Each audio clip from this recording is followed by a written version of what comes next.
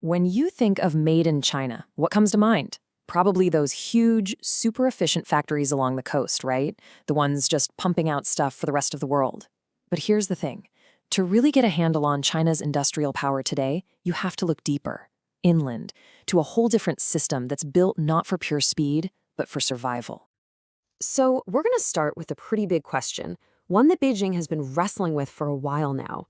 Is the exact same hyper-efficiency that created China's economic miracle also its Achilles heel? The answer has led to one of the most incredible, most ambitious industrial projects on the planet, and it's all kind of hidden in plain sight. For decades, the story was pretty simple. You had the coastal provinces, places like the Pearl River and Yangtze River deltas, and they were, for all intents and purposes, the world's factory. They seemed unbeatable, driven by the market and a global appetite for their goods. But concentrating all that power in one spot creates a massive, massive strategic risk.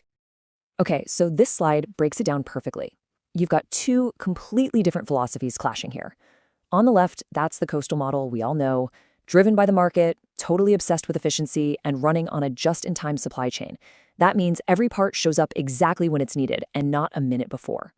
But on the right, you see this new model rising up in the West, and it's driven by state planning with a just-in-case mindset, a completely different game. So, why the shift? I mean, why change a winning formula? Well, this is why. When you pile all your critical manufacturing into one little corner of the country, you make yourself incredibly vulnerable. Think about it. A single disruption at sea, a blockade, or even just intense geopolitical pressure could bring the whole system to a screeching halt. It's the classic mistake, right? Putting all your eggs in one, very exposed basket. So what do? What's the answer?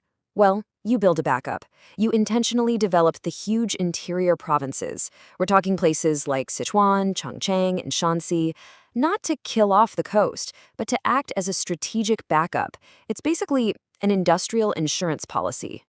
And the key idea here is something called strategic redundancy. Now, in a normal business, redundancy is a dirty word. It means waste, it means inefficiency. But when you're talking about national strategy and geopolitics, it's an absolute lifesaver.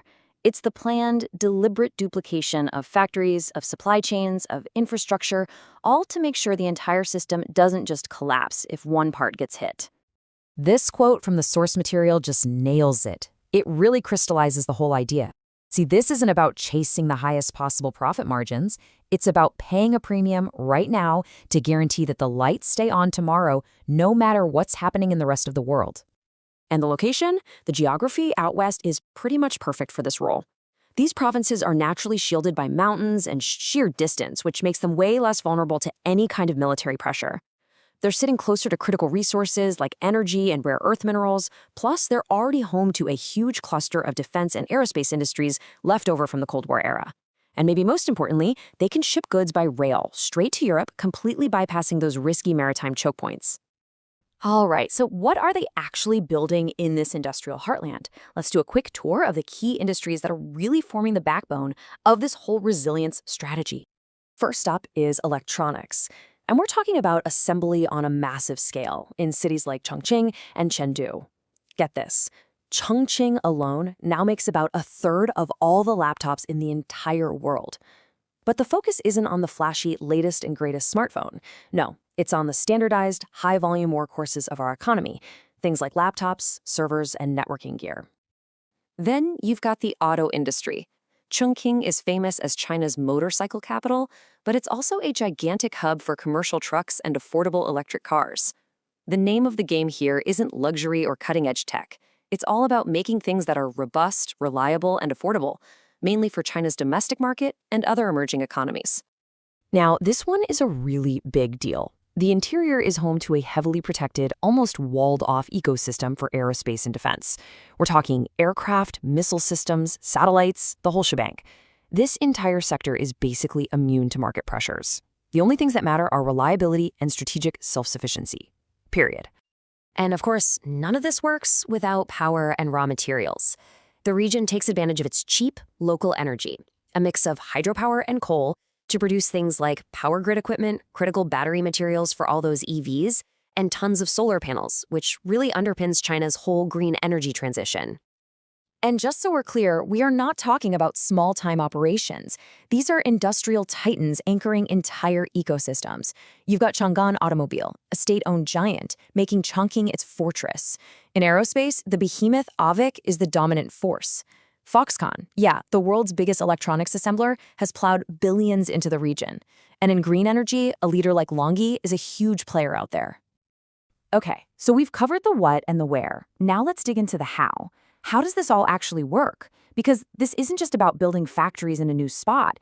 It's about operating with a fundamentally different philosophy, the logic of survivability. This is the complete opposite of that coastal model. I mean, look at step 1. Instead of having one super lean supplier, you intentionally create duplicate suppliers. Step 2. Forget about keeping inventory low, you build up huge buffers, just in case. For step 3, you pick your suppliers based on how reliable they are, not just who's the cheapest. And finally, like we talked about, you build out those rail lines as a strategic alternative to the sea. It costs more, for sure, but it slashes your systemic risk. Now here's the crucial part. This kind of system can't just happen on its own.